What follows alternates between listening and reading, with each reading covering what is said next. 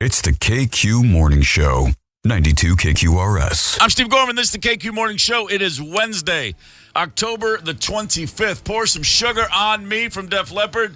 There's a little bit of sugar in the studio this morning. Check it out, ladies and gentlemen. This morning, pitch black outside the front doors of KQRS, a mysterious van pulled up. And the question was, do we call 911? Do we just put on our surveillance team? What's happening out there? And it turns out it's just our old buddy Dave Mordal, just loitering. Holy ghost of Post Pass. What in the world brings you here this time of day, Dave? Here's the thing. When somebody has a will work for food sign, don't take it seriously. Now I'm in here. I just wanted some money. That's all I really wanted. Well, I'm sorry. Cheez-Its is all we got, brother. But you got to admit, the new vending machine is pretty nice, isn't it? Right. It is nice. It takes credit cards. It's like the 90s over here now. Wow. Could have brought some pastries, Dave. I wouldn't have killed you. Do you remember when you had to pull the knob out and it would make a big clunk and then you get your Oreo cookie? Those satisfying days. So that was satisfying. It was Zep, because you would. Oh yeah. You knew it was working. When just at those words you said, I could see that knob. I could feel the thing you pull out, and then I could taste the payday bar. Oh, that was my staple. Back in the pull the knob to get your candy bar days. yes. And you could muscle those machines for an extra one too. You could definitely a hip check when you pulled that. Yeah, that's a boom. There's two right there. That's a payday. Yeah, the tilting a machine, not good in pinball, real good for candy and chips. You kids with your electronics will never know the joy of larceny. You just won't. Dave Mordal has a new book, ladies and gentlemen. That's why he's here. The Joy of Larceny. Yes. Dave can't write. Or read. Oh, my goodness. It's truth That stings. or consequences time on the KQ How'd Morning you Show. write all your jokes anyway? I never read any. If you ever watch my I act, was just gonna say. there was nothing there. Pull my finger for 45 minutes really didn't work.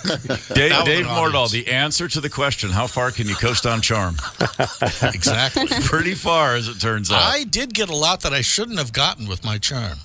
Really? Not anymore. But Anything you're legally you can share without your lawyers calling? no, but at my age, they go, "Oh, he's a sweet old man." But Yeah, we know the truth. yeah.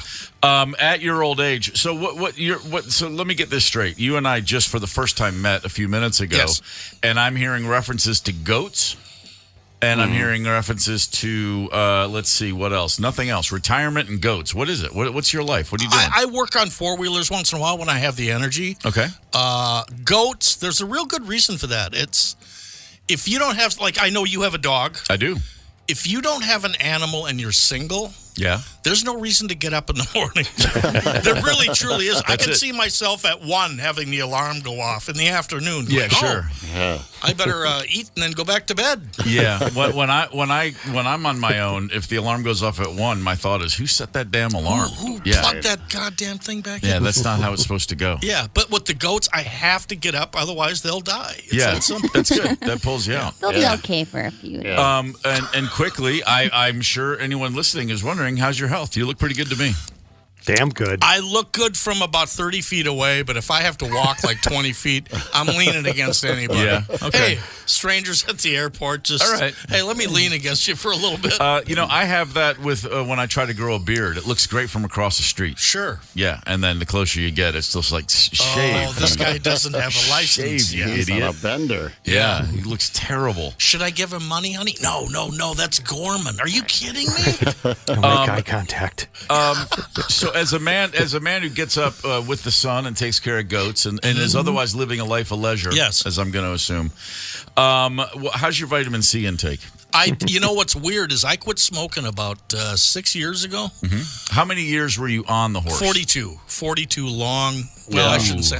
You know what? Oddly enough, cigarettes were my best friend. They were with me through everything sure I they ever are. did in my life. Zep too, right? Did they ever talk back? Love my hitters. I mean, ultimately, I No, guess they well, did. yeah, they but did, they but- waited till the end to talk back. They were always there for me, no matter what mood I was in. Celebrating cigarette or morning cigarette. You know what I mean? What was there a specific brand? Was there Oh, one? Camel Lights. Oh, there you go.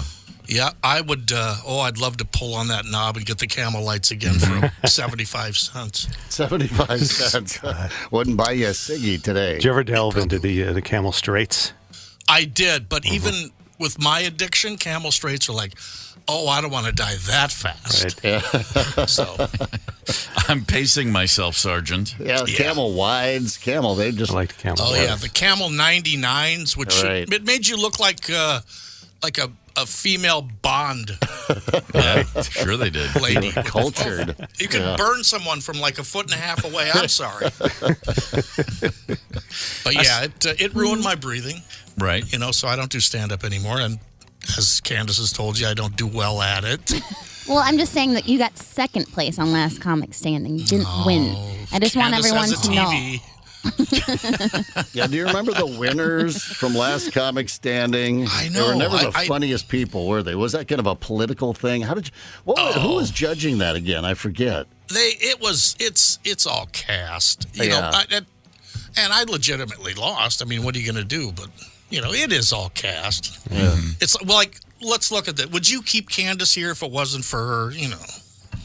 What? Finish the sentence. I know. I can't finish the I sentence. thought I was going to get Expert kidnapped balance. this morning. All of a sudden, I pull up and there's a van. It was like a cartoon Eyes in the Dark. Like, should I call 911 from my car? That's what I'm saying. Yeah. It's for Candice at at 5-something a.m. That white van with Right. the Bondo and the flat tire right at the front door. It's weird. But how self-important are you to think somebody's going to kidnap you, Right. Candice? Well, I didn't Don't at flatter first. yourself. I literally thought that. Really, get over I literally yourself. thought that. Hoping. You're There's out there. no way. You got that cast on your arm. You're trying to put a Exactly. chair in the Would back. you help me with my sofa? You want to give me a hand here? But like I told You about a Candice, size 8? if somebody kidnapped Candice, you just watch the van, and a half a block later, the door opens and they shove her out. Because she won't shut up. Oh, Goats. Yeah, remember? Are we going to see the goats? That's your fault, man, Mordal. Yeah. She was just the weird chick until she met you. Now she's the weird chick with goats. I know. Mordal sounds like a character. Mordal the Goat Keeper. That's a perfect name. That's like right out of a Tolkien novel. That's the guy at the end of the dirt road. Don't go down there. You still shoot at the census workers approaching your shack out there? I nicked the census, man. Oh, that's a good boy. Oh, that's you. Yeah, Yep. I've heard stories in the building. Yeah. Well, it's a living. You all from the bank?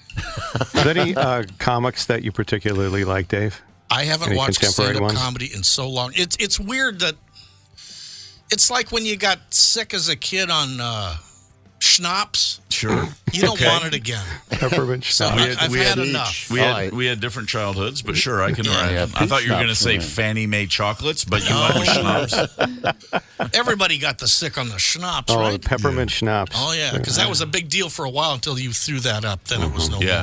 more. The first time I had Yes. peppermint schnapps was also the first time I ever went skiing.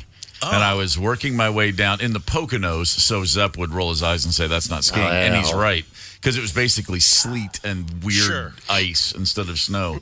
But a guy came up and literally had like it looked like a deerskin pouch, one of Sure, those, yes. one of those things. And he goes, here, open your mouth. And I was like, okay. He just Squeeze it in. a fire nozzle of schnapps in the back of my throat. I was like, it was like cough syrup when I was a kid. And then I choked it down. I was like, that's disgusting. Hey, Hey, I can ski much better.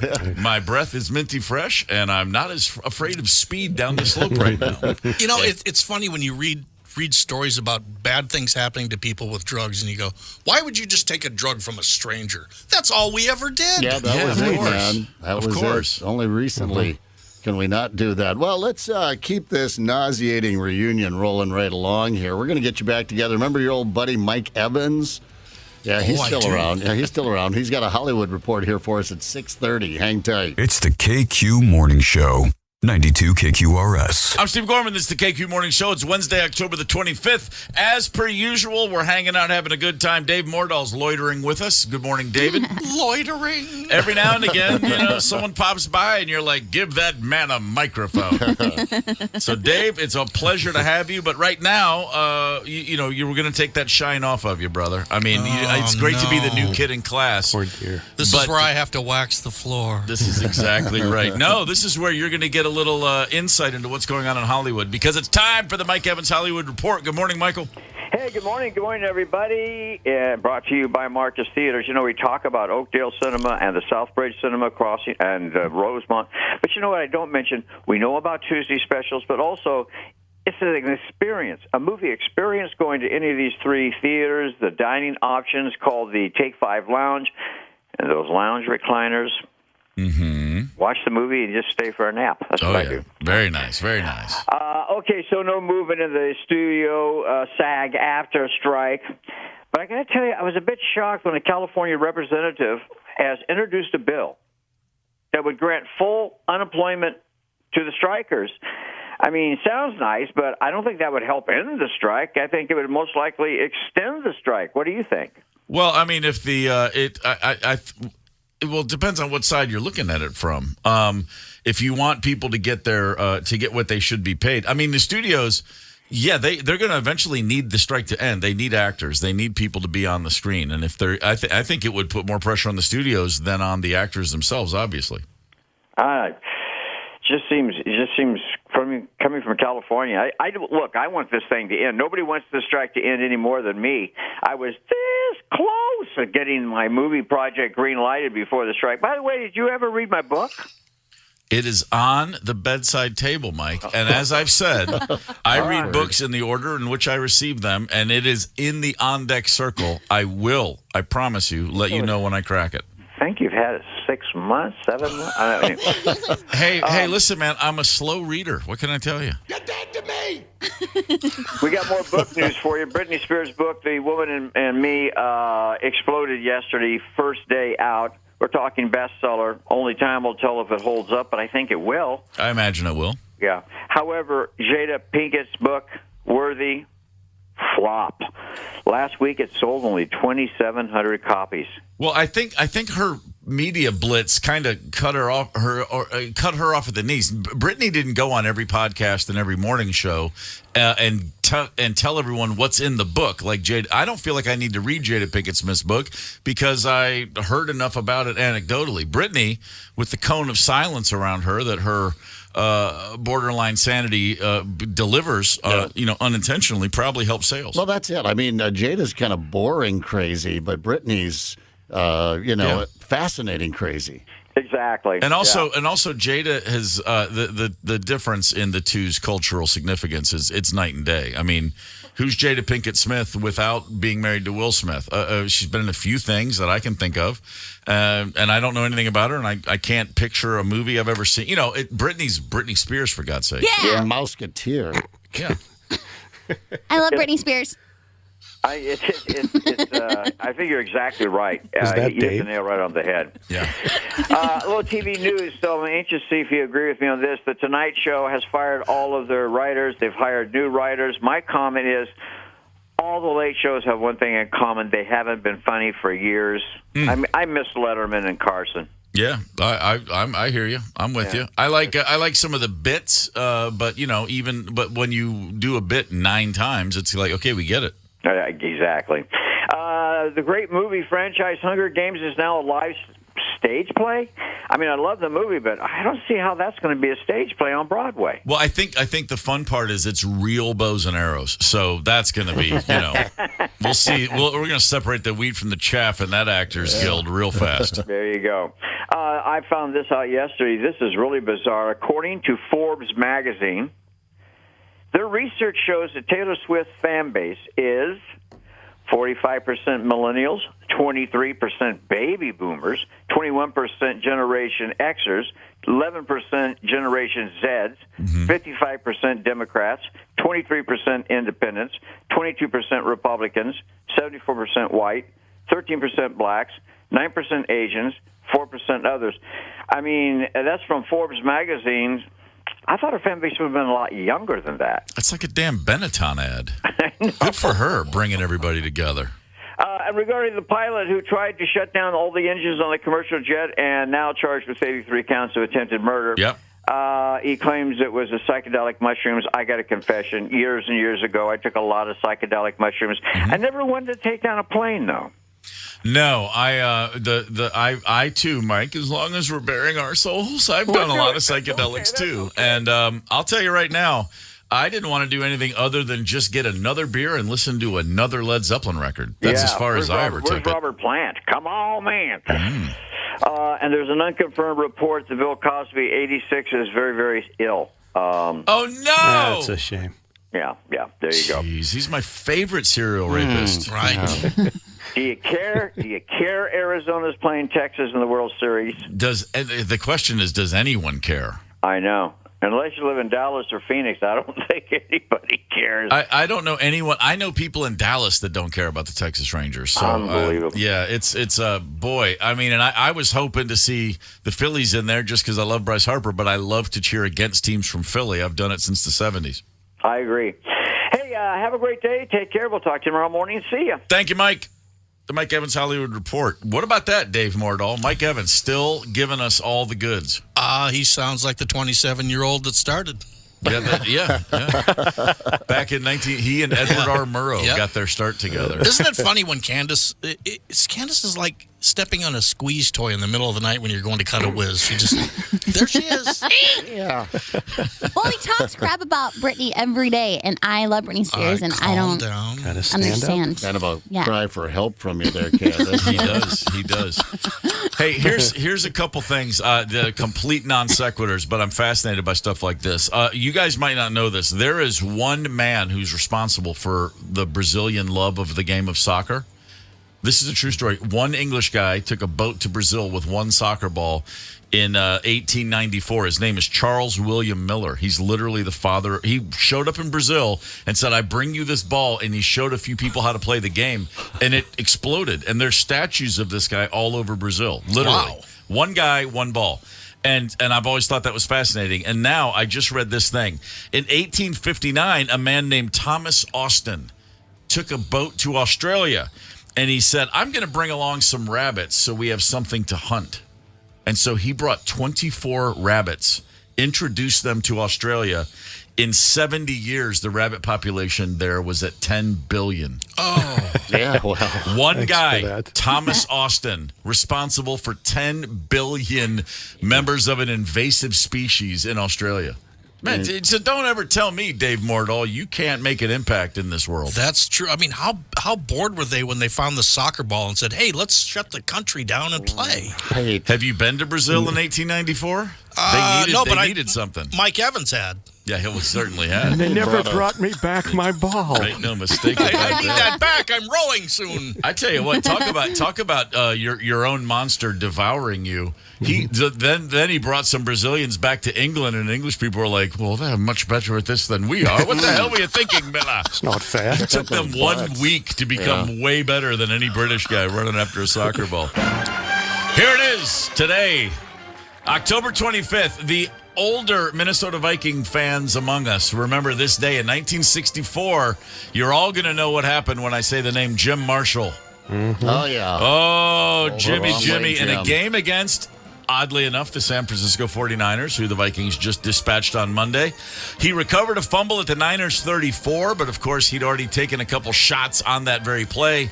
Picked the ball up and ran 66 yards to the wrong end zone. Oh. One of the most famous miscues in NFL history. To this day, you see that footage when they're showing funniest NFL bloopers. Yeah. I know absolutely nothing about sports. Everybody can attest, but I do know that Jim Marshall, I remember him having a snowmobile accident. A serious one. Yeah, I remember Really? that, too. That might be the reason that he ran the wrong way. It could have been. It could have been.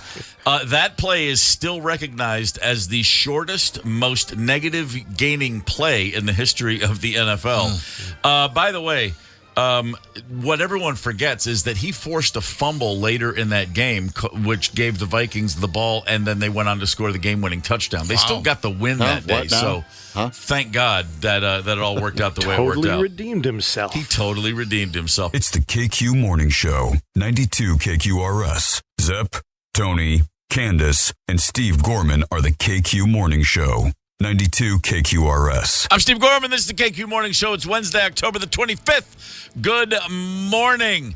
Business as usual around here with the added bonus of our buddy Dave Mordal. Stopped by this morning at some ungodly hour, and we shuttled him in. We avoided the paparazzi, brought him in the back door, and now he sits in the studio with us. I thought perhaps he had never left. He'd just been wandering this, They don't use like 3/4 of this building now. Who knows? Maybe Dave's been, living in one of those back. God knows I've thought about it. Candice, like Creed Candice in The caught Office. me getting out of the vehicle, and I went, I'll pretend like I just drove here. This is like if they brought Chuck back in Happy Days in season 3. Yeah, Chuck. That's what I feel like. Man, This is Chuck has been exciting. in college for 45 years. They sent that guy packing. Oh, yeah. I think maybe he took a mission trip to some island off the coast of India. Do you think that guy to this day has to tell people, no, I really was on Happy Day? Yeah. No, Yeah. I was Chuck. And they go, there's no Chuck. There's no Chuck. There's no Chuck. We Look all at me remember holding this Chuck. basketball. Don't you recognize Yes. me? Yeah. Obviously Kevin Costner has had a spectacular career, but his first big break, Right. he was in The Big Chill. He's the guy, Alex, who the whole movie's set around they get together for a funeral. One of their friends took his own life.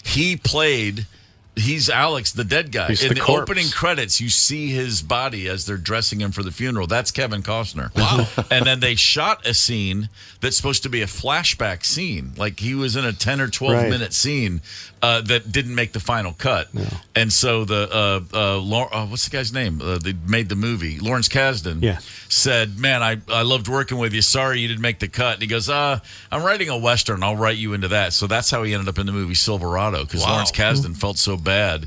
And so basically this is your Silverado? I don't know. Where are we going with this? I don't know. Isn't it a shooting war? Isn't it weird to try and guess when you look at old movies who would make it and who wouldn't? It's impossible. It is Matthew impossible. McConaughey in the original Texas Chainsaw Massacre. Yes. It's one of the- Do you remember Electric Glide in Blue? Yes. There is a 3 or 4 second scene at the hippie ranch, and you look at the hair and you go, that's Nick Nolte. Yeah. Oh, And it really? was Nick Nolte. Well, His first screen appearance. Kurt Russell was Jungle Boy on Gilligan's Yes, Island. that's right. He sure was. And I would have thought, you mentioned McConaughey. I first saw him in Dazed and Confused, and I could not have imagined he could be anything other than Wooderson. I was like, some people's greatest performance is their last performance because it's just too good. Right. You get typecast, but that's how that goes. So, all right, we've got this story we want to run by you. You may have heard about an airline incident earlier in the week. An off-duty pilot I've read different accounts. He's with Alaska Air or American Air. I'm not sure. It really doesn't matter. He's an off-duty pilot who jumped onto a Horizon Airlines flight, as flight staffs are wont to do. You're able to, hey, got an extra seat. Can I fly with you? They said yes. So this is an off-duty pilot who's sitting in the cockpit with the actual pilot and co-pilot. And along the way, at 30,000 feet, he jumped up and decided, I'm going to shut the engines down. Hey, now. That's a true story. The pilot and co-pilot, thankfully, were able to subdue him pretty quickly. They kicked him out of the cockpit. He walked down the aisle. They told the flight attendants, subdue this guy, get him, make sure he's safe. He then went, as he was walking towards the back of the plane, he tried to get to the emergency door and open that door. They grabbed him. And then he said, by all accounts, he sat down and said, you better cuff me or do something. I don't trust myself. Yeah. They were able to put some restraints on his wrists. The plane landed. He was taken off the plane. And he was charged with 83 counts of attempted murder because there were 83 people on board the plane, right? Yeah. Well, it's come out that he was having what's known in the business as a bad trip. He says he had taken some mushrooms for the first time in his life. Mm-hmm. Okay, right there, if you're saying I've never done this before, it means you never had a bad trip at 30,000 feet before. But something tells me this is not his first dance. Although he did, with he magic was quoted. mushrooms. Yeah, he was quoted as saying magic mushrooms. Nobody calls them magic mushrooms unless it's your first time. So maybe I don't know. That's true. I do took remember some someone. magic mushrooms. I remember hearing someone said, "I smoked some of that pot stuff," and I was like, "Wow, you really are the first time you've done that." A reefer cigarette. So he said he was shrooming, and he was having a bit of a nervous breakdown. His marriage is on the rocks. He's had a hard time. Hadn't slept in 40 hours, and he thought he was in a dream, and he figured, I got to wake up, so I'm just going to shut the engines down. That will wake me from this dream. Oh, yeah, that's what does it for me. So this is a terrifying thing. I can't imagine.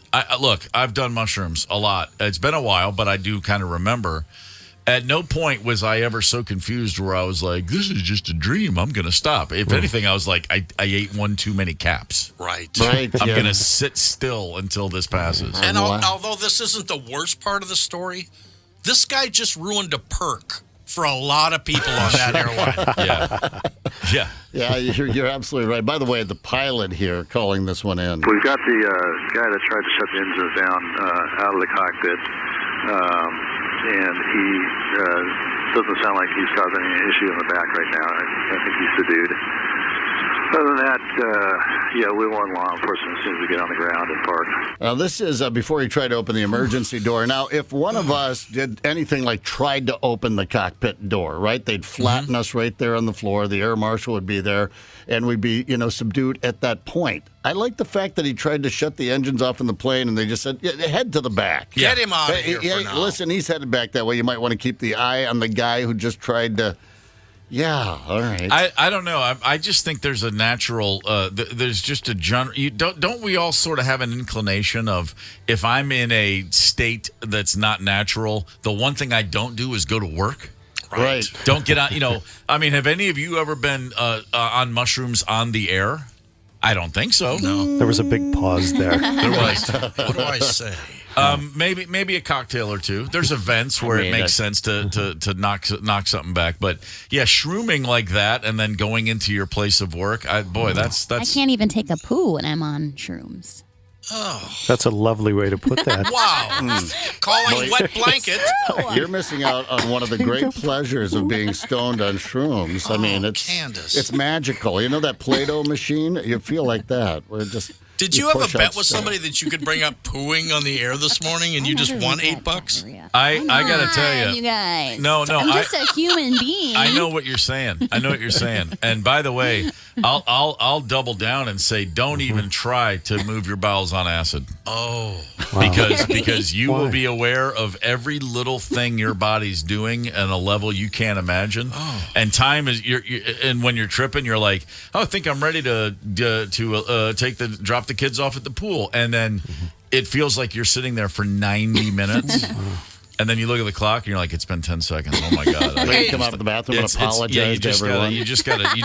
It's really important. There are certain things in life you want to evacuate before you do, and hallucinogens is definitely one of them. Do you think that in the coming few days, we're going to hear other stories of other pilots going, yeah, this guy was really kind of acting weird on a flight to Indianapolis. We weren't really sure what was wrong with him. He said he wasn't feeling good, but ooh. Because we all know this is not, I don't think it's the first time. There's not a chance it's his first time taking the mushrooms. No, I don't think so either. Well, first of all, the flight attendants and the pilots, both after the flight, said he seemed fine. He seemed normal. Now, if somebody's like really out of it on shrooms, the eyes are dilated, they're not paying attention, you're not having a conversation. I don't know. This guy's also, said he was dealing with the death of a close friend. Yeah, safe to say he had a mental break of some sort. But don't throw everybody who's out there just having happy shrooms under the bus with this. That's not what normal people do on shrooms. I'm trying to think because I asked if anybody had ever done shrooms at work. This is coming from for years a touring musician. But I couldn't play on shrooms or anything. There's no way. I couldn't play stoned. I could drink beer during a gig or a cocktail, but I could never. I played one show stoned in my life in Indianapolis, and it was the worst 90 minutes of my life because I was receiving information at such a slow rate that I played really fast. Like when I get stoned, my brain shuts down. Oh, I am looking for a beanbag chair and a burrito when I'm stoned. That's it. And so I was hearing things so slowly the whole show. Everyone's going, slow down. And I'm going, we're crawling. And everyone's looking at me like, never give him a joint again on stage. Wow. And then one time, I played a gig on acid once too. It was an acid hangover. I had done it the night before. But that was, my tempo was fine. But kind of like I said about sitting on the throne, on the drum throne, the first song we opened up, we were in Paris in 1997. It was February 21st. It's ridiculous that I remember the date. I sat down, the show started, And at one point, I was thinking, I can't believe how long this song is. Like, we hadn't gotten to the first chorus yet. We'd been playing for maybe 40 seconds. And I was like, God, this is taking forever. But it took that first song. By the second song, it kind of like the last little residue was gone, and I was okay. But that first song, that's a few minutes. That's incredibly uncomfortable. I didn't think I'm going to get up and stop the show because I'm in a dream. I just thought, hey, note to self, don't do acid on a day off again. Start unplugging everything. I'm just unplugging. Yeah, exactly. I'm throwing water on that amplifier. This would have been about 1981. I'm at a bar with a friend of mine. God, you're old. I know. I mean, this was 1981, not 1881, as I would look. My friend was opening his wallet for something, and he goes, oh, my God, I've got blotter acid in here. I put this in here 2 years ago. And he said, do you think it's any good? And that's the last lucid moment we had that evening. It's got a shelf life. Yeah. A week later, you're bored. You're licking the wallet. Exactly. Maybe there's some in the leather. Let's find some more. Corner of it. It's the KQ Morning Show. 92 KQRS. I'm Steve Gorman. This is the KQ Morning Show, Wednesday, October the 25th. We are rolling right along. 30 minutes from now, we're going to give away tickets to see Adam Sandler, who's at the Target Center in a couple of weeks. Holy smokes. Stay tuned. We'll let you know when to call. Dave Mordal is in studio with us this morning. He was outside in a van down by the river, and we thought we'd bring him in so we could hang out with us instead. Dave, what's the dumbest thing you ever did drunk that you can share with us without running afoul of previously signed legal agreements or otherwise? Dave, you drunk? Oh, I remember. There's many, many, many things, but I remember being at the Elk River Theater. I like it already. This is back when you didn't even really know what the movie was. You just went to the movies. Sure. And my friend and I, Joel, I won't say anything else, but we had somehow scored. Remember, the drinking age back then was 18. Mm-hmm. There was for like a couple of years, and then they... Mm-hmm. Anyway, we'd gotten this bottle of whiskey. We'd only gotten 2 swigs out of it. I set it down. That's all it took. And it rolled all the way to the front of the theater. And we weren't dumb enough to get up and go and get it. But you heard it roll all the way to the front. Oh, my God. So the janitor got a really nice bottle of something from Canada. Oh, yeah, that's nice. Yep. We snuck beers into the movie True Lies, and I remember that too, and one dropped, and it just went... It took forever. All the way down. Yeah, I like the idea of... I would hope there was a scene... It's like you're watching the last moment of Love Story. Speak up, I can't hear. What are your final words? Clink, clink, clink, clink. Whiskey bottle rolling down the theater. I went to it when I was in high school. They were showing Apocalypse Now over in where my older brother was in college, where I ended up going at Western Kentucky. But they had Apocalypse Now in the Dollar Theater, and so we went. And there was a friend of my brother's there who was on acid, actually. And in the middle of the movie, he started freaking out, and he was screaming, "Medic!" in his theater seat. God. He was like, and everybody's like, "Let's get him out of here." It was pretty good. That's hilarious. Yeah, just full voice. He just, all of a sudden, he was like, "Oh, my God, I've been shot." Like, no, you're just tripping at Apocalypse Now. Oh, God, the whole movie's an acid trip. Yeah, that's exactly. Geez. Like, you don't need, you can just go in there cold. Wake up, have a cup of coffee, and go let Francis Ford Coppola trip you up. But we've all got moments along the way where you look back and go, maybe that 9th beer was too many. 8 was good. 9 kind of tripped me up. A dude named Colby Parker, which sounds like a place to go get eyeglasses. A guy whose actual name is Colby Parker got into some trouble in Connecticut. He called the police because this is terrifying. He stopped at the grocery store to run in just to pick up a couple items, and he left his kids in the car. Smaller town, felt safe. Came out of the store, the kid was not in the car. Oh. Now, panic. If as a parent, if you've ever lost sight line of your child for 5 seconds, you know how terrifying that can be. He called 911, said, "My child was taken from my car." The cops are on the scene, as you would hope, immediately. Sure.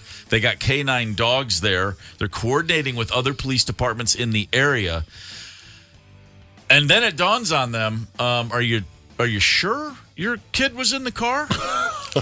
Our buddy Colby Parker was already into his cups, as they say, when he ran out to get more beer. Yeah. His kid was at home doing just fine. Well, thank the Lord. His kid was never in the car to begin with. Honey, you wouldn't believe what I did today. It was his second trip to the grocery store that day, and his kid was with him the first time. Right. And what did he do? Conflated the two trips into one. Boy, oh boy. Well, I mean, ultimately, he did the semi-responsible thing and left the kid at home when he went drinking and driving the second time. I'm a good parent. I never bring my kids in the car when I'm hammered driving. I mean, you know. One of my so I grew up as you might not know this, Dave, but youngest of 8 kids, so 7 older siblings, right? And I grew up with a front row seat to their malfeasance. Sure. And I learned 2 things. One, it's best not to run afoul of the law or my dad. But then 2, I got pretty good at avoiding trouble. If I did, you learn how to skirt the law. You learn how to get away with it when you've got all these people coaching you in the ways of malfeasance. My favorite story combines all of these elements we're talking about today. And I wish it was mine, but it's not. But my brother, Tom, and his buddy, when they were high school seniors, they're tripping balls one night at Kirk's house on acid. His buddy's mom was a big drinker. They put this is my favorite caper ever because it should be in a movie. They say to his mom, "Hey, can you run us over to Tom's house?" And she says, "Yes, let's go." She's going to drive them to the Gormans. They load in the car. She's a day drinker. She's hammered. She drives them home. She drives them to our house, right? It's only a couple miles. Right. So Tom and his buddy hop out in my front yard, and she takes off. And then they're like, and his buddy goes, well, she's going to go to the liquor store now. And they cook up a plan immediately. Wouldn't it be funny if, and this is what they did, they immediately put their thumbs out and hitch a ride back to Kirk's house. And they get there before she gets there from the liquor store. And as she opens the front door to the house, they're standing there and they say, "Are you ready to go?" Oh my God. And she looks at them and and goes, Wait, what? "Yeah, let's go." And she doesn't think, "What are you talking about?" I know. She just is so confused, and she turns around and marches right back to her car. Oh, that's brilliant. And for the second time in 20 minutes, drives them to the Gorman's house. Oh, my God. And they get out, and what my brother tells the story, and he says, we walked into the house, and we just laid there and laughed for 6 hours. Yeah, that's epic. It's just so simple and perfect. If you remove the drunk driving and how dangerous the menace to society it was. But it was the 70s. Hell, we didn't even have seatbelts. Who cares about a bottle of wine in the driver's seat? Years later at an AA meeting, she's recounting the story. Oh, yeah. I remember in the early 80s, a cop helping sit me up behind the wheel. "Now, Brian, just take the gravel home." Yeah, it's a different time. It was a different time. Yeah, just take the gravel. I see you out on the hard top, but if you take the gravel home, you'll probably only kill yourself. Right. I was stopped and put through a sobriety test once, and I had been drinking. This is many years ago, and the guy let me go because I was less than a mile from my house. Right. And there's no way that cop didn't realize I was not in a place where I should be driving. And I got home, and I was like, oh, I can't do that again. I mean, it was terrifying to realize what could have happened. Right. And I wasn't even thinking about I could have killed someone. Just the embarrassment of getting a DUI. I didn't have my kids with me, but I had 2 little kids. They were, and it wasn't like it was just one of those where I went out, had it was like a business dinner, but it's like that one after dinner drink is enough. That you're not keeping up with, and all of a sudden you're just like, what am I doing? Especially when you skip the dinner part. Well, there's that too. Yeah. I was. Do you remember the AMC Pacer? Of course. Okay, my buddy's mother had a brand new one, and somehow we talked her into letting us use it for a couple hours one night. Okay. And my buddy Brad Shoemate is driving. I wasn't driving. Brad's hammered, and we're going down 169 outside of Zimmerman, and he starts to get sick. Yay. While driving. It's a brand new car. He pulls his T-shirt out. Yeah, attaboy. And threw up down his own T-shirt. Well, you do what you got to do. That's a man. Yeah, you're right. You take it. I remember. Oh. Did he keep holding it up, or did he let it go? And then, of course, it flowed down. No, we were sitting down, so I don't know what he did afterwards. I'm sure he had to empty it somewhere. Yeah. The Pacer wasn't their motto, the slogan for the Pacer was something like, we're not saying you should drink and drive, but if you do, drink and drive in a Pacer. Yeah. It was something like that, right? It's expected in a Pacer. Yeah. I mean, if you hit someone else in a Pacer, you're, again, probably not even going to put a dent in their car. It's just the safe thing to do. Yeah, I didn't have a... Yeah, I remember lime vodka Lloyd. We called it lime vodka. He just loved his lime vodka. Drank the hell out of it. Puked in the back seat of my mom's brand new New Yorker with crushed red velvet. Oh, that's Never awful. really did get it out. No, I'm talking you'll about never the get that smell. out. And the smell, too. No, it's in there. It's like dumping for milk life. down the vent. It's never Never gonna ever get out. going to smell. I remember driving a girl home from a party, and she had to lean out and throw up all over the street. And then she sat back in and looked at me and went, "So no good night kiss." Do you remember that night, Candice? Now that you mention it. 651-989 is the KQ Talk and Text line if you have a thought you need to share with us, FYI. Dave Mordal's hanging with us this morning. Here's one more thing I want to mention before we have a game, which is going to be a lot of fun. It's now official, okay? It's official, and this is from the director of the National Elevator Industry Trade Group. Oh, boy. The closed door button on an elevator does not work by design. Hit it all you like. It doesn't help at all. You can hammer that damn thing, and it still sits there, and the elevator door closes when it damn well wants to close. And now, this is absolutely true. It's out there. The Americans with Disabilities Act of 1990 was passed, and elevator manufacturers had to disable them to make sure there was enough time for people either walking with a walker or a cane or in a wheelchair to get on or off an elevator. So basically, it's been 25 years is the average life before they replace an elevator. So now we're 33 years since that act was passed. There are no elevators in America where the close the door button still works. Just stop hitting it. Disabled people. Stop hitting it. Thanks a lot. People do like to think that they're in charge by pressing those. I can say this, though. Take a trip to Japan. Push that button, and you've never seen elevator doors close faster. Really? It's everyone. It's instant. And the first time I went to Japan, I just kept getting in elevators to do it. It's like Star Trek. It was incredible. Otherwise, it just creates an awkward moment because you push it thinking you're getting, and the person's still coming, and you're still pushing it. Yeah. Like, oh, no. I was trying to keep it open for you. See what I was doing right there. Oh, yeah. I like that. All those times when you're like, man, why won't this door close? Yeah, there's a reason the door will not close. Candice, do we have a caller? Cruiser from Newport. Cruiser is on the horn. Good morning. Hi there, how are you? What's happening? Well, you guys are talking about getting drunk and throwing up in cars. I figured I'd throw one out there for you. We dangled that hook. We put a worm on it, and the fish came along. Cruiser. Oh, yeah. So what do you got for us? I was 19 out with my buddy. Went to this bar, and we had a little too much, and I met this girl, and then we left the bar trying to find a party after the bar closed. Now, I am 3 sheets to the wind. It's during the summer. We're in the back seat, and as we're trying to find where this party is at this apartment, this cop shows up to find out what we're doing in the parking lot. Okay. And I got my head hanging out the window, throwing up on the side of his car. That'll happen. And then it's like they're trying to find, and then we're sitting there on the steps waiting, and this girl felt sorry for me, and I actually dated her for a while. The old city Giggles. Man, yeah. So that's called a pity puke, Yeah. which is not to be confused with another act of pity. Hey, if I say they call me the Cruiser, do you know what movie that's from? Absolutely. Alien the Stripes. Cruisers? No, close. Stripes. Oh, okay. Well, my nickname is Cruiser because I'm a big car guy. Oh. Well, fair enough. Have you ever been to Italy? No, I have not. Okay, well, then you'd know you get the top bunk if we were in Italy. All right, Cruiser, thanks for calling, brother. We appreciate it. It's the KQ Morning Show, 92 KQRS. Zep, Tony, Candice, and Steve Gorman are the KQ Morning Show. 92 KQRS. I'm Steve Gorman. This is the KQ Morning Show. It's Wednesday, October the 25th, along with Zep, Tony, and Candice. We're joined today by Dave Mordal, who was hanging around in the parking lot way too early in the morning. Dave, welcome back to KQ. Thank you for letting me in.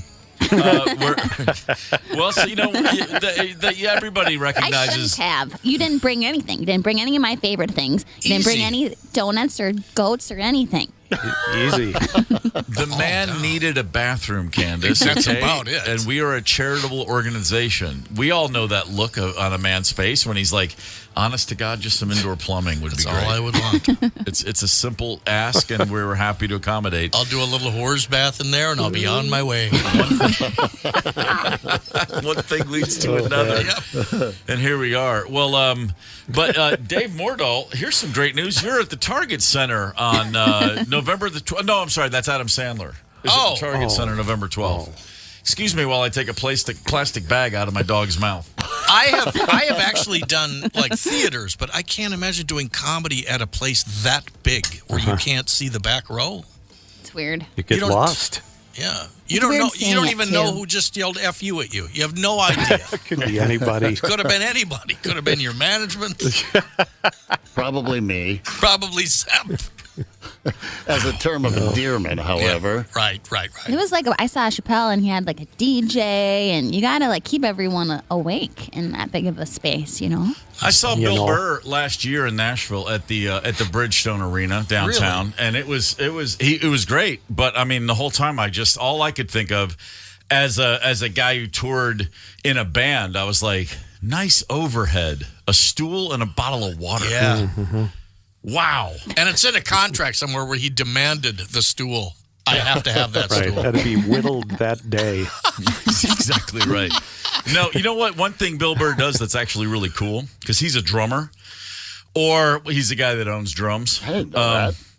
He played a few years ago for the first time. He played Madison Square Garden, and he did 2 nights. And he called a bunch of his friends who were comedians who also play music, and he scheduled like a sound check, but he got a back line. He put a whole band stuff up on the stage, drum kit, amps, guitars, everything, and they just jammed for an hour. So all these comics got to play rock music at Madison Square Garden. Oh, fun. That's cool. Like. That's taking advantage of the opportunity. Yeah. I wouldn't be surprised if Adam Sandler does that kind of thing himself, too. This is really embarrassing, but I went to see Cher. I was trying to get into the pants of a young lady. This is back. You leave this studio right now, damn it. Do not come back. No, I needed a pair of pants, and they fit. Same size. Yeah, same size, He's bigger got great gal. hips. And there was a comic opening for her. And this was at what was the thing out in Bloomington, Tony? The Carlton Celebrity Room. Celebrity Room. No, what was the Ice Arena? Oh, the Met Center. It was at the Met Center. It was this ant-sized person making jokes. And I thought, oh, my God, what a horrible, horrible way to make a living. Mm-hmm. And 20 years later, that was me. You're that Ant-Man. Yeah, I saw Cher. I'm sorry. No, I did too. It sounds like you might have seen her back in the day, man, when it was kind of exciting and hot. To be honest with you, she sang 8 songs and left. And I went, really? You've got to be kidding me. Really? Yeah, 8 songs and left. But you got 8 costume changes at least. That is it. She changed costume every time, and that's what took the whole hour and a half. And I went, she sang 8 songs. You leave Cher alone. Did you get in the pants? That would be a negatory there, good buddy. It was a waste of $35. Spring for better seats. Yeah, I know. I have a feeling that we would have already known if that had happened. That would have popped up a little earlier in the story. Usually people have more couth than to bring that up. I don't. You know better. Sunday, November 12th, Adam Sandler will be at the Target Center, and people will be attending for all kinds of reasons, as we just heard. But if you just want to go have a good time, that's probably reason enough. We've got tickets to give away, and we're going to play a game as we like to do around here. Tony, today's game, I believe this is a premiere, a world premiere. Yeah, I think this is a one-time event. Well, let me see if this resonates. When I mention a TV and movie actor and I say the word smirk, who do you think of? Smirk? A smirk. TV, movie actor, smirk. I have to say Mickey Rourke. Well, maybe this won't work. So. Eddie, this one is dumb, but, sometimes you just want to leave work at a decent time. Do I sound like I'm ordering a pizza? Proud of the way our team played. Kirk out. Wipe that smirk off your face. Try wiping that smirk off your face. I could tell by the look in his eyes and the smirk on his face. Welcome to the party, pal. And I gotta say it, Creed. Okay, our beloved, much maligned, now praised quarterback is reluctantly in the spotlight, but let's get to know him, and a counterpart chosen only because they rhyme nicely. We'll give you facts, and you tell us, is it Kirk Cousins or Bruce Willis? Kirk or Smirk? Yeah. Kirk or Smirk? Kirk or Smirk. I like it. Yes. Of course. Wow. Bruce Willis. Bruce Willis. Right. Okay, fair enough. Kirk or Smirk? That was my fourth guess. Yes. I like it. Kirk or Smirk it is. Candice, who's caller contestant number 1? We have JJ from St. Louis Park. JJ, good morning. Hey, good morning. Are you ready to play Kirk or Smirk? Absolutely. He's my favorite quarterback, so let's see how it goes. All right. Right on. Well, then I guess I have to ask, are you also a Creed fan? It's so funny. I was talking to my wife about that last night, and I was when I was in high school. So okay, everything comes back around eventually. Well, then, best of luck to you. We're going to play Kirk or Smirk. Tony, take it away. All right, so you just tell me Kirk or Smirk, is it Bruce Willis or Kirk Cousins? Number 1, born in West Germany. Smirk. Correct, sir. Wow, he even went with Smirk. Nice. I like that. Really? West Germany? Yes. Bruce Willis. Didn't know. Mm-hmm. No, he Was his dad a military man, perhaps? Yes, he was. Did some traveling. There you have it. Number 2, parents are Don and Mary Ann. We'll go Kirk. Oh, you're doing well. Bam. Number 3, a passion for playing harmonica. We'll go Kirk again. That sounds like something he would do. I'm sorry, Bruce Willis. Smirk. The old bluesman. He's more of a recorder guy, I think, Kirk. Hot cross buns, hot cross buns, 1 a penny, 2 a penny, hot. That's as far as I got on the recorder. Right. I think that's as far as anyone gets. Number 4, saved his high school math quiz in which he only received a C to remind him throughout life to always prepare. That's probably Kirk. Oh, yes, absolutely. Yeah. You could have asked a lot of questions. I mean, this could be in any context, like just athletes of any sport. Kirk Cousins, like that's exactly that's what he would do. Right. I got a C. I'm going to show you. Only 2 more. Actually, a talented singer. We'll go Smirk. I'm sorry. The key word was talented. Kirk Cousins actually is a fine balladeer. He's a good singer. Is that true? Yeah, Bruce is not. Bruce is more like When would you have ever heard Kirk Cousins sing? There was a news piece where he did. He sang a lovely lullaby. What kind of grown and I man gently says fell to balladeer? sleep. You said couth earlier. I know. I had to Google it. Balladeer. Now I'm smoothed over that. Kirk can sing. Wow. Yes, sir. I'm learning a lot about Kirk and Smirk today. What'd I tell you? You're going to learn this things. This is great. Number 6, your last one, known for the catchphrase, yippee-ki-yay, mother effers. VP coming up, man of the year. What was that? I'm not sure what that was. We'll get to it. It'll be Kirk Cousins singing like a boss here in a moment. Oh, cool. So what's your answer, young man? Well, I went Smirk. You're Good darn job. right. All right, you did very well. JJ went 4 proud. for 6 out of the gate. Very strong. All right, JJ, 4 for 6. Well done. We're going to stick you on ice for a minute. Candice, who's caller contestant number 2? Emily from Lakeville. Emily, good morning. Hello. Are you an Adam Sandler fan, Emily? I am. I love Adam Sandler. Well, that's great. You're in the right place. We're going to give away a couple tickets. You got to play Kirk or Smirk, and you got to get at least 4 for 6 to qualify for overtime. So best of luck to you. Thank you. Tony? You can do it, dear. Number 1, nickname growing up was Bruno. That's got to be Smirk. That Correct. is Smirk. Bruce Willis. Didn't he have an album? Yes. Called The Return of Bruno. The Return of Bruno. Oh, jeez, yeah. Why do I remember this crap? Why did Dave Because he was a remember balladeer. That's right. Well done, Thank Emily. you. Number 2, a passion for and is inspired by Creed.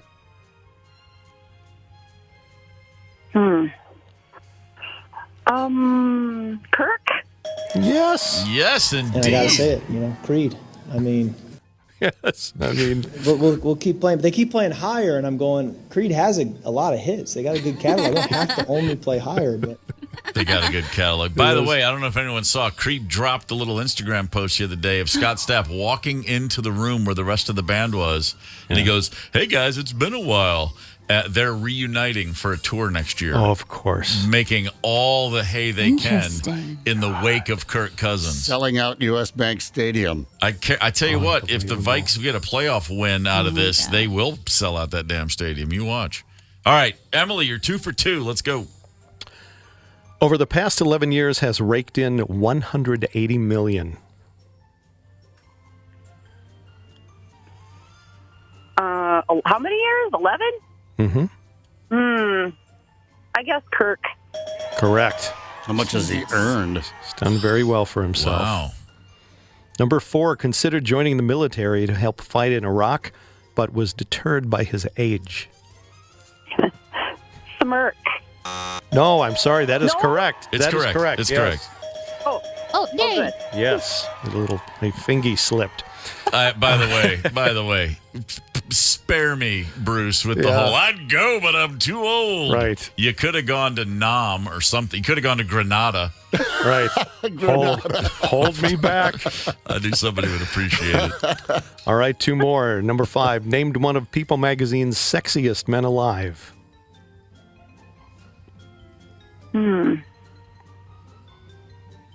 Recently? It's irrelevant. Smirk on that one. Yeah. Yes, correct. Kirk is quite striking. Oh, yeah. Man, all right. That perfect 5 o'clock shadow, doesn't it? You're on a roll, Emily. One more. Emmy, here's your last one. Known for the catchphrase, "You like that." I don't know. Smirk. I'm sorry, Kirk. Nope, that's Kirk. But if I believe you went 5 for 6, Emily, and that means you, my friend, are going to see Adam Sandler Sunday, November 12th at the Target Center. Yay! Well played. JJ, 4 for 6, a fine effort on your part. For your efforts, we have a runner-up prize. Zed Leplin and the Rolling Stoners gig, Saturday, October 28th at the Medina Entertainment Center.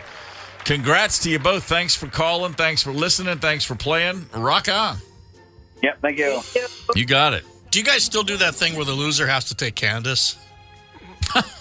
To where? Yeah, to whatever they want. What do you mean take? Well, no. I thought I was going to get taken this morning when I saw a creepy van in my parking lot, but then I realized it was just you and I can take you. So I'm not rascals. Do you guys, should we do like a Riggs Billie Jean King thing in the next second? Should you guys like leg wrestle just to get, I sense a growing tension between well, he just Dave left and my Candice. goats at home. I don't understand. There's Dave plenty of Mordal room breaks a in the hip van. on morning radio. Say, does anyone know CPR? I don't want to have to try and resuscitate Dave this morning. I sometimes I lay still just to see if people will do it. Just to blend in. It's amazing how much attention you can get in a restaurant by simply laying down on the floor. Oh, yeah. It works like a charm every single time. I just wanted to talk to somebody. Thanks for coming over. Well, you know who you can talk to there, Mr. Gorman. How about Adam Frank, astrophysicist or alien investigator? Oh, I'm sorry, and alien investigator. I didn't realize you could be both. What? Adam Frank, author of The Little Book of Aliens, our guest at 8:30. Hang tight. It's the KQ Morning Show.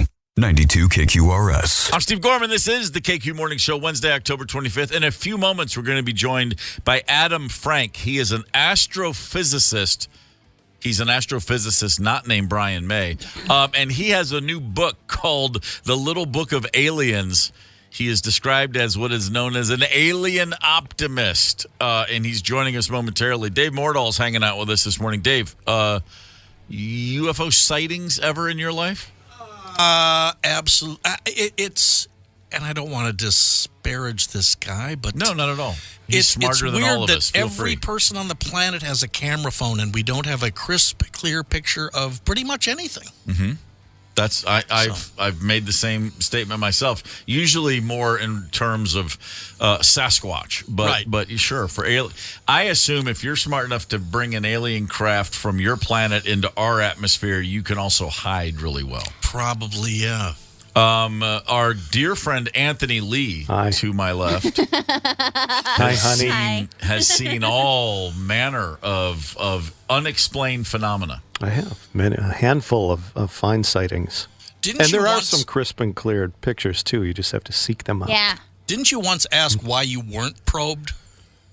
Well, no, I requested it you requested repeatedly the probing. And was denied. Oh, wow. The privilege. So, the street lingo is DTP, down to pro. That's Tony. Y'all. I've had a couple of experiences that I think you would call paranormal. And as much as I want to be a cynic, I have to go, well, wait, that actually happened. I saw and heard what I saw and heard. But I don't have any cool, this thing flew in from the left and it did a loop-de-loop and flew away. Although, but I people like Tony that I know who who I believe on every other subject they mentioned. So I got to believe something's going on out there. And we are now joined, I do believe, on the morning show. Adam Frank is an astrophysicist. His book came out yesterday, The Little Book of Aliens. Adam, good morning, sir. It's great to be here, Steve. As I was just saying, a member of the morning show here, Tony Lee, now he's a registered sociopath, and he's had some sightings of things, and so we like to make fun of him. I can't make fun of you. You're a smart guy, an alien optimist.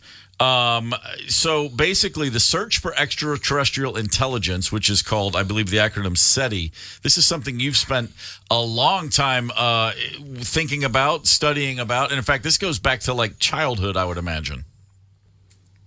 Yeah, it does go. Actually, the question itself of just are we alone is 2,500 years old. You can see the Greeks yelling at each other about it. But I wrote this book, as an astrophysicist for 30 years. I wrote this book because I wanted people to see how amazing this moment is, how close we are, scientists, to actually being able to detect alien life where it lives on alien planets. And that's a revolution that we're all part of. And I want people to be able to join the fun. Okay, well, you got me excited. There's true optimism in the tone of your voice. So that's kind of cool. So but I got to go back. The Greeks were talking about this 2,500 years ago? Yeah. You can see Aristotle writing, saying like, oh, the Earth is the only planet that's got life. And then you can see Democritus saying like, no way. So, yeah, literally, people have been yelling at each other over, their opinions, man, for 2,500 years. But we're the first generation that's going to be able to answer that question using things like the James Webb Space Telescope. This is what I talk about in the book, and I lay out so people can see how it's going to happen. We're the first generation that's going to actually be able to get data that's going to have some kind of answer. Can't tell you what the answer is going to be, but we're going to finally be able to stop yelling about it. Are they looking for gases in the atmosphere? How are they detecting? Yeah, this is what's amazing. So in the book, I walk us through this. So we have the possibility now of looking for what are called either biosignatures or technosignatures. And what we mean by that is we can see into these planets, and we can see into their atmospheres, and we can see the imprint of either life, like all the trees, breathing, or a technological civilization. And we can tell from that light whether there's like industrial chemicals, whether there's artificial illumination on the other side. We might even be able to see the satellites, the imprint of satellites on the light. So for the first time, we know exactly where to look, and we know exactly how to look. And that's one of the stories I'm telling in the Little Book of Aliens. You think it's going to be a positive thing for humanity? You think we'll come unraveled? I mean, we don't do well by ourselves. Now we're going to invite another civilization in? Sounds sketchy. Well, I think I really think it would be the most important discovery in the history of humanity. Right? Yeah. Even if we discover something that's 10 light years away, we can't get to it right now, it will still tell us that we're not an accident, right? Because right now, we don't know whether or not life is a one-off just on Earth or whether the universe is full of life. And to know that we were part of a cosmic community of life would change religions. It would change how we view ourselves. It would change how we view our future, right? We don't know whether or not we're going to make it for another 10, 20, 100, 1,000 years, if we found one other civilization, we'd know that long-lived civilizations were possible, and that would give us hope. Don't you think that they're suppressing information, that they already have evidence and we're just not aware of it yet? Yeah, at this point, I got to say, as a scientist, there is no compelling scientific evidence that I can use to be able to establish that they're here. And, scientists, we love this question. If there was evidence, we'd be on it. But the thing about science, and the thing I really try and show people in the book, is scientists are really nasty to each other, right? The link between data and a claim, a conclusion, we beat the pants off each other about that. And the same, if I made a claim that I found aliens on another planet, people would my fellow scientists would really, beat that claim up. And it's got to be the same thing for UFOs and UAPs. So what we need, if we're going to think about UAPs, is to start a new scientific investigation of them. If people want to do that, I think that's great. We could have a nice, transparent study and see whether there's anything there that's useful. Adam Frank is with us on the KQ Morning Show, an astrophysicist whose book is out now, The Little Book of Aliens, discussing other life forms out in the universe. This is a really unscientific thing, but do you have, in a perfect world, what do you hope to find, or do you even allow yourself to think in those terms? Not only do I think about it, I have to, as a scientist, I have to plan for it. So I am the principal investigators on NASA's first grant to study intelligent civilizations or civilizations on other alien worlds. Mm-hmm. So we have to actually plan for it. We have to sort of work our way through, as a scientist, what are the possibilities? So one of the things we can think about Mars, right? Elon Musk talks about terraforming Mars, changing Mars so we could live on it. Right. One of the ways you would do that is you would pump the Martian atmosphere full of chemicals that would warm the planet. We could see that happening from across the stars, right? If aliens did that too, if they took one of their uninhabitable moons or worlds in their solar system and tried to terraform it, we could see the evidence of that happening from Earth. Wow. How weird is it going to be to actually find proof and know that you can't even contact them for 10 years because they're 10 light years away? Yeah, I know. That's why, people always think when we're talking about SETI or aliens that it's about communication. In the short term, it's not about communications. It's more like being, as I talk about in the book, it's more like being a detective, where you sit outside the guy's apartment with your cold coffee and your donuts. That's what we can do, is we can watch and we can learn. And that's where we are right now. Now, eventually, if we found a planet that had life and say it was 10 light years away, we'd start building robot probes that could get there. And maybe we could even get there in 10 or 20 years. So in the long game, we probably will send probes. But in the beginning, like I said, and as I try and describe in the book, the strategy here is really, we're cosmic detectives. Wow. Adam Frank's with us, astrophysicist. Adam, have you noticed, you said scientists tear each other apart.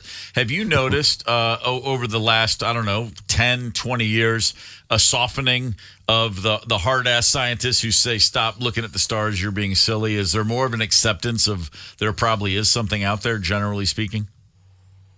Oh, yeah, absolutely. When I was a graduate student, way back in the late 80s, any kind of discussion of looking for life in the universe was, people would roll their eyes. We call that the giggle factor. And so, in the book, I sort of trace that history that, now things have really changed. Now there's, as I said, I've got this NASA funding. The next big telescope we build is going to be designed to find life among the stars. So total transformation. And those transformations happened because we made these amazing discoveries. We, for example, discovered exoplanets. We discovered planets orbiting other stars. Nobody knew if there were any other planets than the ones in our solar system. So it's all been driven by discoveries, and that's what I'm trying to tell people about, that really the game has changed. So everybody needs to kind of suit up and get ready for this amazing adventure we're taking. Maybe you can confirm this, but I'm pretty sure I read somewhere Stephen Hawking said that if you'd brought up black holes at a conference in the late 50s, you'd have been laughed out of the building. Right. Was that true? Yeah, that's totally true. Okay. That's, so things change. People's opinions, and part of it is just the progress of science. By the 1970s, we had some evidence that black holes exist. Now, in the 2020s, we know how to look for alien life, and we have the tools to look for it. So the game has changed. What now you mentioned the James Webb Telescope. I'm so fascinated by it because everything I've watched about our universe that's 5 years or older or 3 years or older is obsolete now. So much has changed so fast. Do you have an understanding or some sort of clock in your head as to when we might get close enough to determine another civilization out there? In other words, would you say in the next few years, the next year, the next 10 years? Hard to say. To learn something extraordinary, and this is the most extraordinary thing you could know, aliens, you got to play the long game. So I think like 10 years, 20 years, 30 years, as we build better and better telescopes, that's the kind of time scale that we're looking at to get the kind of data that we're going to be able to evaluate and see whether or not there's evidence of biospheres or evidence of technospheres, life of any kind.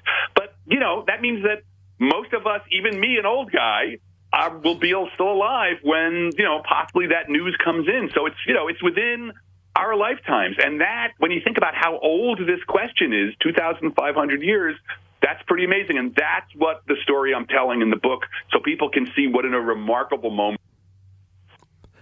Adam, you have this infectious enthusiasm for the subject. Is this something you've been interested in since you were a kid? And what drew you to it? Yeah, pretty much my entire life. My dad was a science fiction fan. He was a writer, and he had those pulp science fiction magazines that had those lurid covers with alien bug-eyed monsters, and spaceships on them. I was 5 years old. That was it. I saw those covers, and I never wanted to do anything else other than be an astronomer.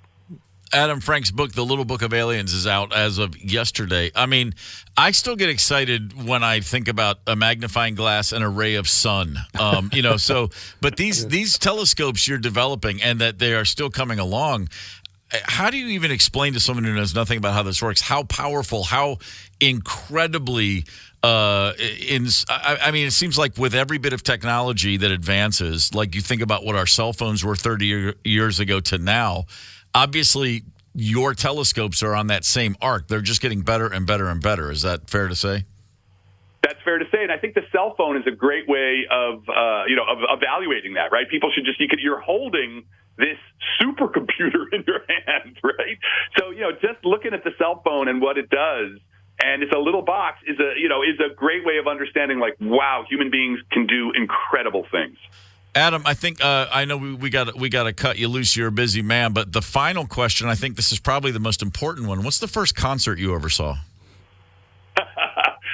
That was Bruce Springsteen at the Capitol Theater, I think in 1977, and he played for 5 hours. Wait, the Capitol Theater up in Westchester?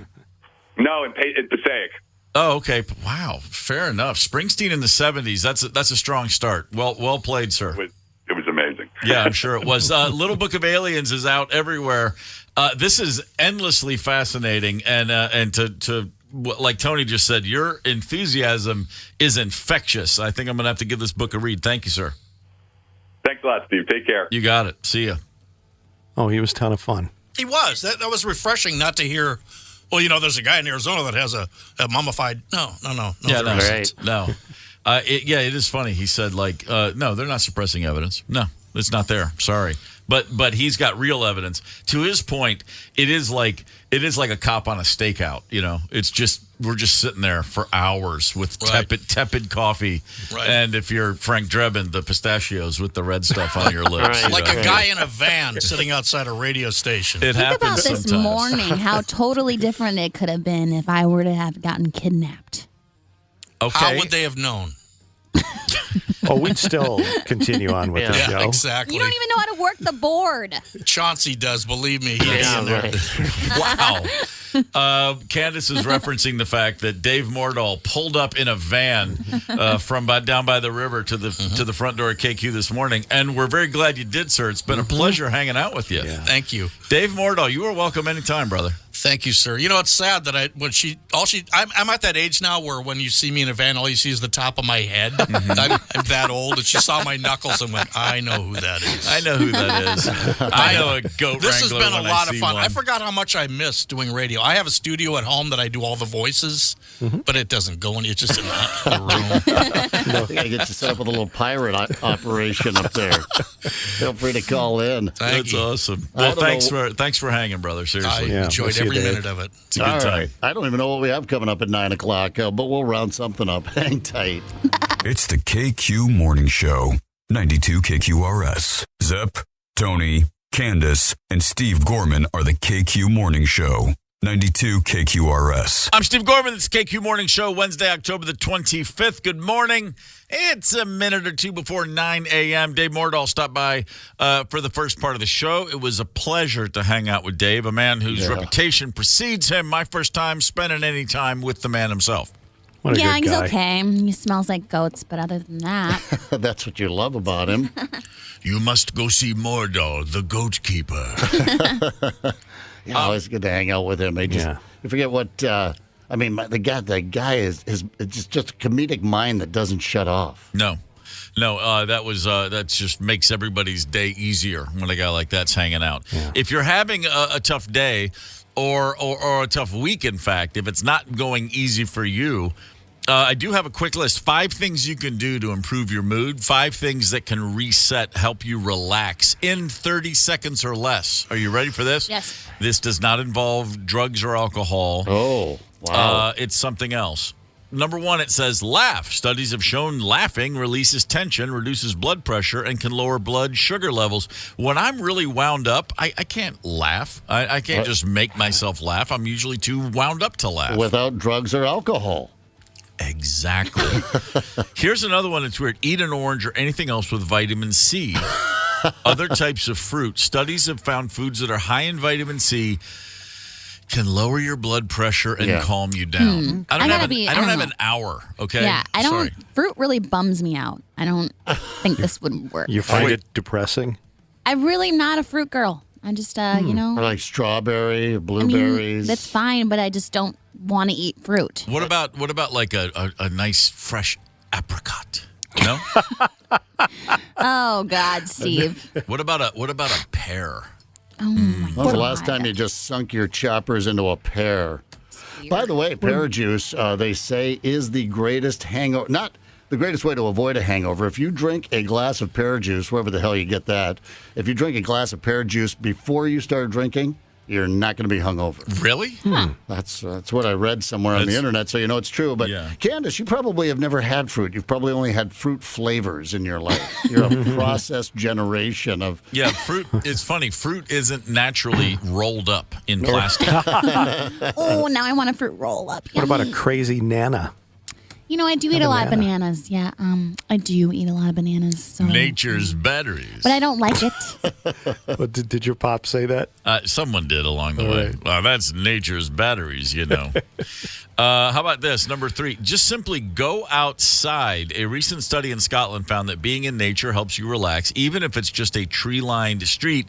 And in fact, walking around in fresh air can boost your mood in less than 5 minutes. Oh, all right. Unless see you you later. live in Minnesota. Yeah. You can do that for about 4 months out of the year. Otherwise, you're going to go outside and go, God, where do I live here? It's so freaking cold. And then slide on the ice and pull a hammy.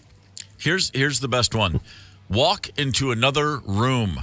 Oh, that's too much work. A 2018 study at Notre Dame found when you change your environment, your brain essentially resets itself. So if you're stressed about something, just walk into another room and see if it helps. Is that really changing your environment, walking into another room? That's not that. I'm sorry, man. I mean, I don't think of myself as a terribly complicated guy, but I'm not a newt at the same time. I'm not gonna change rooms and go like everything's okay now. Yeah, where am I? This is weird. It's different. You're in the frickin' kitchen now.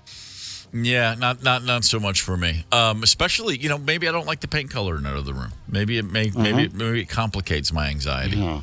How about this one? There's another thing I came across that I like. It's a great way if you want to get people to do favors for you. There's one tip that makes all the difference. Okay. Ask them face to face. Not over email, not a text, not a phone call. If you get in someone's grill, obviously with a smile, but hey man, I need a favor. Can you do this for me? Mm-hmm. People have a much, much harder time saying no or I'm busy when it's face to face. Even if they are busy, they'll just be like, yeah, I can take care of you. Yeah, especially I think these days, right? Because that just doesn't happen. Yeah. That whole face-to-face request thing. I think you've got people on their heels immediately unless it's a male over 50. Because men over 50, I've observed and I guess come to know is we love to say no. I'm waiting for someone to ask me for a favor. No. And sometimes I don't even say no. Sometimes I just slowly turn and walk away. It would be really helpful in life if parents were better at teaching you the power of no, not to be a jerk, but to protect your boundaries for your own well-being. Right. Because to your point, Zep, a lot of guys don't figure that one out till later, and then they wield it like a sword. Yeah, then you just turn into a curmudgeon. I'm allowing myself the power of no. And you walk around like you're King Arthur all of a sudden. I am the Lord of all I see because I know how to say no to your request. Right. Yeah, I'm pretty good about, everybody likes to be needed. You feel good when someone, hey, man, can you do me a favor? And if it feels like it's a favor that you specifically were sought out for, you got to do it. That always makes you feel good. But conversely, it is easy to wiggle out of it if it's a text or an email because it gives you some time to think about it. Listen, how do I get out of this? I've got to... Oh, no, that's not it. Wait a minute. Something with my kids. That always works. Wait. Let me check the calendar. Today is that day. So, right, it's real easy to get out of it. Or you just ghost them and don't get back to them until the next day and go, oh, sorry, I wasn't watching my phone yesterday. Yeah, I can bounce out of anything on the phone. In fact, I can bounce out of a phone call by simply hanging up, which I on occasion do. And in fact, I saw something recently, and it was a great tip. When you're on that call with someone who literally just won't shut up, and they're going on, I called to get 2 pieces of information, and you want to give me your life story. Sometimes you just got to hang the phone up. You just have to do it. Don't hang your phone up. Put them on speaker. Go to your settings, and then enact your airplane mode. Oh, because then the phone disconnects, and it will say on their phone call dropped, right? Or it will whatever the words are. It says something like. It gives them the impression, the signal went away, as opposed to this person hung up on me. And I honestly, I was way more excited to find that out than I should have been. Devious I had to think to myself, how often am I just hanging up on people? I guess this news making me this happy tells me I hang up on way too many people. Oh, I feel so terrible about this one. But when you have the phone in hand and it's on speaker, right there next to speaker on my phone anyway, is the mute button so you can mute on your end. Of course. And as I'm talking, and people that do that, I can't do that very well. I just sit there and keep tapping the mute button. Yeah. And they go with hey, you keep dropping out, man. Well, I'll try. That's great. Yeah, so I like to do that when the old Morse code on the mute. That'll work as well. You know what? I'm embarrassed to say it never dawned on me to do that. That's exactly what I got to start doing. My brother Dave can do that just like the way you were doing it, simulating. Yeah. He can go completely naturally muting himself. And that's how he always used to do it at the drive-through window at fast food restaurants. That's great. And it was just incredible. What a skill set to have. The same guy who, when he and I one day were driving in his Vista Cruiser station wagon after he had probably just done this at a Taco Bell drive-through window, we recognized we had the same shoes, like the same pair of high tops. And so he was driving, and he put his left foot out the driver's window, leaned back, and then I, in the passenger seat, hid but put my right foot out that window. So anybody driving by, it looked like he had his 2 feet out both windows of the car.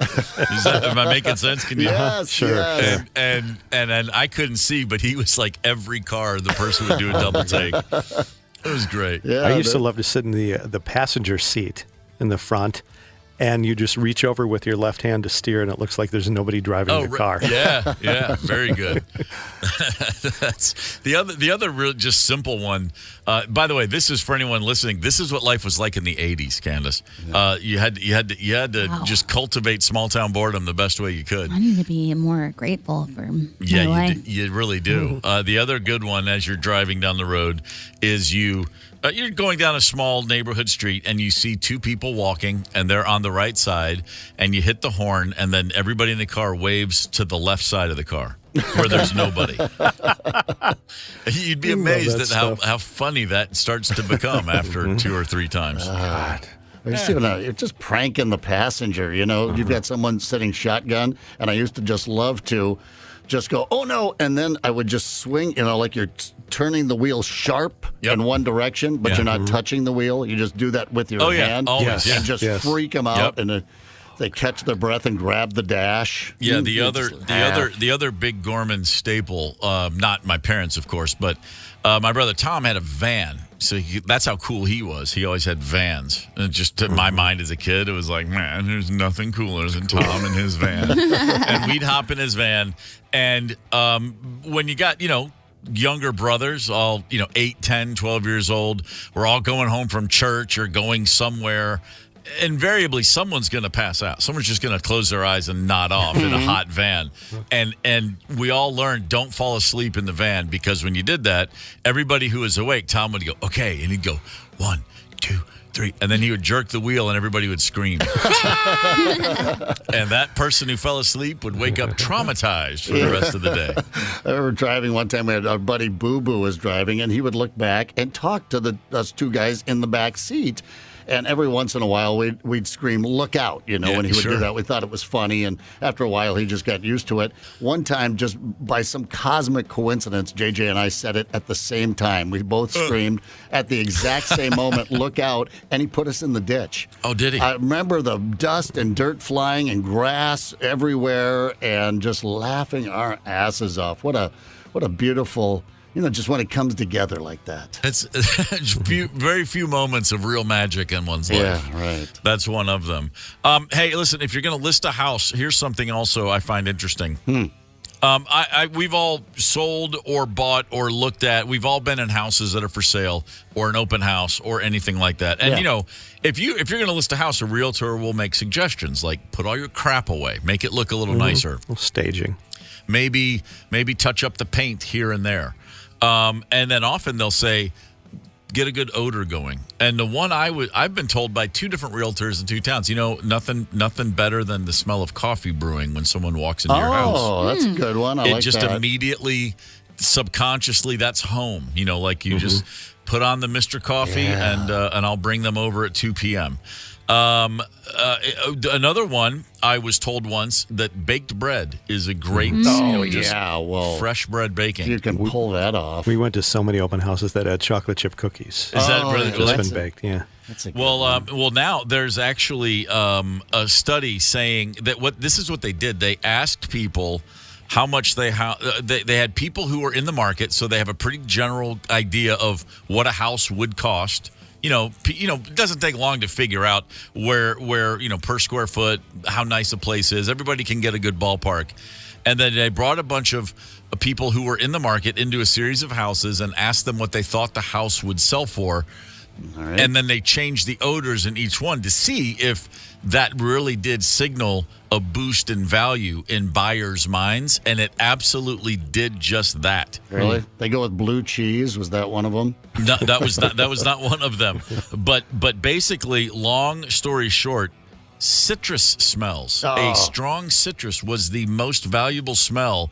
It heightened people's estimates by as much as $80,000. Really? That much money? We're looking at houses that are around the $500,000 mark, and they were adding almost 40% to the price of a house. Citrus. Well, think about citrus smells. What was Mom's pledge? It was always lemon scent, right, or something like that, lemon or orange. That's right. That's exactly what it was. I guess it was that. There's brownies, which I guess is similar to your chocolate chip cookies. Yeah. That was jumping prices up by about $60,000. Fresh baked bread is on there. Coffee. Chicken, oddly enough. Apparently, like a good roasted chicken smell makes people feel like they're home. Used diaper wasn't? No? That was not on there. Although Rosemary and I lived in Brooklyn for a few years. When we were looking for a place in New York City, we first we thought we wanted to be a little out of the city, like in the Hudson Valley, north of town. Mm-hmm. Beautiful little towns up there, wooded areas. And it was a seller's market, to be sure, at the time. And we were walking into houses that not only had they not straightened up the homeowner before they went to work that day, there would be sinks just filled with dirty dishes. There would be a diaper genie that needed to be unloaded in the nursery. Wet dog laying in the corner. People were there were houses that were just this side of a hoarder's house. What? And I was like, I don't know what to make of this. And the agent's like, man, no, everything's selling so fast, no one has to lift a finger anymore. Oh, wow. And I was like, well, no, I'm sorry, man. I'm not buying a place from someone that can't at least get a vacuum cleaner out before we show up. I just had some old school sensibilities going. There's going to be funk in the corners, grout, the carpet pad. Just think, the filth that they're not going to be able to get to with a proper cleaning. It was incredible to go into house after house and just realize, like, God, they don't have to do it, so they don't. It was mind-boggling to me. Candice, we have a caller really quick? Yes, Joe, Shoeless Joe. Shoeless Joe, good morning, sir. Hey there, good morning to you. Love your work with the socks. What do you got for us? Well, I haven't met you, Steve, but I do have a friend named Steve Gorman, but I've met Tony and Zepp and Candice. Well, right on. Getting to the pranks that you do on your buddies in the car. Okay. Well, we've all had girlfriends, but occasionally we'd be in a pickup truck, 3 guys running across the bench seat. You get to a stop sign, and then the guy on the passenger side leans forward and down, so he's invisible. Oh, sure. Right. I got it. It's like the two guys are saddled up there together. Yes. Yeah. That's a classic joke. Yeah, an oldie but a goldie, as they say. I did that. Yeah. Yeah, sure you did. Well, hey, appreciate the call, and it's a pleasure to chat with you, sir. Now you can go ahead. Now you can say you have 2 friends named Steve Gorman. See what I did there? I will. Right on, Joe. Thank you, brother. It's the KQ Morning Show, 92 KQRS. I'm Steve Gorman. This is the KQ Morning Show. It is Wednesday, October the 25th. This just in, actually not just in, but just in to me, because I somehow missed this last night. The Wild beat the Oilers 7-4 last night. Ryan Hartman with a hat trick and 2 assists. Yeah, I must have started reading some of that press. ESPN was picking on the front line. I think it was yesterday or was the day before. I got off to a little bit of a slow start, but not after last night. I think put up 7 against the Oilers. 7-4 win, and Hartman himself hat trick and 2 assists. Boy, that's not bad at all. The top line had 10 points total. So okay. I just found it literally 23 hours ago. Minnesota's top line starting season at rock bottom, according to ESPN hockey analyst. Feel free to piss them off more often, please. Jeez. Yeah. That's pretty great. I'm looking forward to getting to some hockey games. Hockey games. I'm looking forward to seeing some hockey this season. Yeah. It's caught a couple last year and really enjoyed it. So I'd like to get a few more under my belt, like as in more regularly. I got to check the schedule. Yeah, it could be a big season with Fleury, shooting for the all-time saves. I forget how many away he is from Guy. But many. But I mean, it's. But I think it's within reach this season. Now he won't play as much maybe as he did last season. But should be a good season. Exciting. Louis Nanny, I see, has a grandson or something like that now playing for the Wild. So pretty exciting. That is pretty exciting. You know how on hot summer days somebody always says, you could cook an egg on the sidewalk or you could cook an egg on my car hood. And you really can't ever. It doesn't really work, generally speaking. But this is another one. Zepp, you just sent this story to me. And I'm sharing this as I read it. There is a woman on TikTok who runs a TikTok cooking account. She shows recipes and how she prepares food. And she apparently is very successful at preparing salmon wrapped in foil and stuck on the top rack of her dishwasher. I've heard that. Yeah. Really? Sure. Come on. Yeah, I have heard that. salmon in the dishwasher. How to make perfect salmon every time, she says. All right. So they're steaming it, I guess. Start with your salmon fillet. Add lemon as desired, some dill, maybe some rosemary. Put it in the top rack of your dishwasher. Put it in for the whole cycle on hot water and a heated dry. You're going to want to get it to 145 degrees. She opens it up and says, it's perfect every time. Okay, hot and steamy. What situation? What's going on when you need the dishwasher for this? How did you figure this out in the first place? I mean, I get it that maybe your oven is on the fritz, okay, but then just eat some tuna fish salad with some mayo. I mean, what? Salmon in the dishwasher. Right. By the way, I would never trust my wrapping the foil enough to keep it watertight. I'd have to put it in like 4 Ziplocs, one after the other. Yeah, no, I'm sorry, man. I prefer salmon the old-fashioned way, which is someone makes it for me at a restaurant. I want Tony to make me salmon. Doesn't that sound nice? Just go to Tony's house and have him cook me up some dishwasher tomorrow salmon. I'll put on the apron. Tony, generally speaking, how's your fish preparation skill set? I'm an okay cook. I like it. I'm not that good, but I like to do it. All right. So, the proof's in the pudding, or the salmon. I always wanted to try that dishwasher thing, but Tony's house for salmon tomorrow night, everybody. Let's do it. How about some of that sleepy chicken? Can you make us some of that? Remember that NyQuil chicken? Oh, the NyQuil chicken? Wait, what is that? That crazy. Oh, didn't you hear about the NyQuil chicken? I don't think so. All right, here. Let me see if I can get this going here. Wife got sick last night, so. All right, this is a Southern thing. I'm surprised you haven't heard about this, but you're trying to doze off at night. You know the whole NyQuil thing. People take a shot of NyQuil. Right. Well, down south they like to make what's called NyQuil chicken, and then you eat the chicken, and then you pass out for about 3 days. Here it is. Now listen to this recipe carefully, Steve. NyQuil chicken, sleepy chicken. My wife got sick last night, so I'm cooking up some NyQuil chicken. I've done this in the past, and usually I use about, 4/3 of the bottle. Season that NyQuil in there just at the right temperature. You're going to want to let it sit there and sizzle for about, 5 to 30 minutes. Oh, sometimes the steam really makes you sleepy. Ooh. What you're looking for is that blue color right there. Drain the unused right back into the NyQuil can, just like so. And boom, NyQuil chicken. Okay, 4/3. Yeah. And then let it sizzle for anywhere from 5 to 30 minutes. Yeah. Quite a window. You're looking for that blue color. Okay, man, there's I don't think about how often do you want anything blue on a plate? Ever. If it's not blueberries, that's Danny DeVito's favorite food. Blueberries? Blue. Blue food? Yeah, it's an episode. All things blue. Blue Gatorade, blueberries. What else is there? There's more. You gotta watch it. Is there food that we eat on a regular basis that's blue? Yeah, you're just not thinking hard enough. Well, you dine on robin eggs all the time. You don't? Oh. As a delicacy. Is that legal? Aren't they federally protected, Tony? I was at a restaurant one time, and they were laying down cuts of meat that had a bluish tint that everybody said, no, we're good, actually. We'll just have more pasta. Oh. That was in Moscow in 1991. A third world country, to be sure. And it was like, no, actually, just more pasta would work. Yeah. I mean, I feel like they make poisonous things blue so that we don't consume it, like Windex, this kind of thing. No, that's exactly right. No, there's very few blue foods out there, as well there shouldn't be. All right. Hold on. Big gulps. Hold on. Come on, Candice, prove it. What are you coming up with? Let me look in my purse. What about the blue oyster? Baskin-Robbins used to rock a little something called daiquiri ice cream back in the 70s. And it was a aqua bluish color, a tint, maybe a little green. I liked that as a kid. I was convinced it actually had alcohol in it.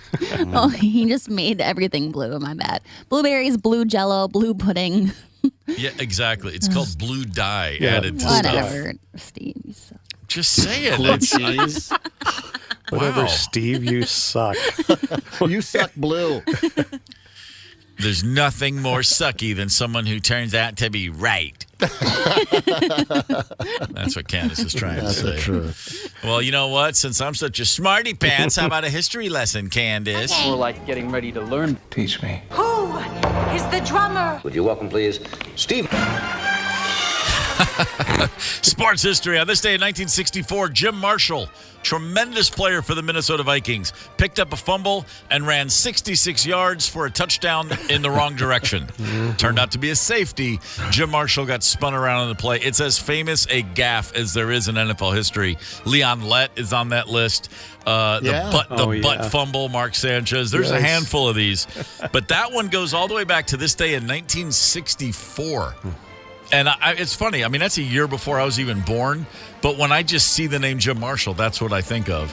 An otherwise great player who, in that very same game, forced a fumble that led to the Vikings getting the win. Had they lost the game, that would even be a far more egregious screw-up. But they did come out on top. Another Vikings note, on this day in 1998, Chris Carter broke the team record, catching a pass in his 106th straight game, which is an incredible accomplishment. However, on that very same day, Jerry Rice of the Niners set an NFL record when he caught a pass in his 184th consecutive game. That guy. Yeah.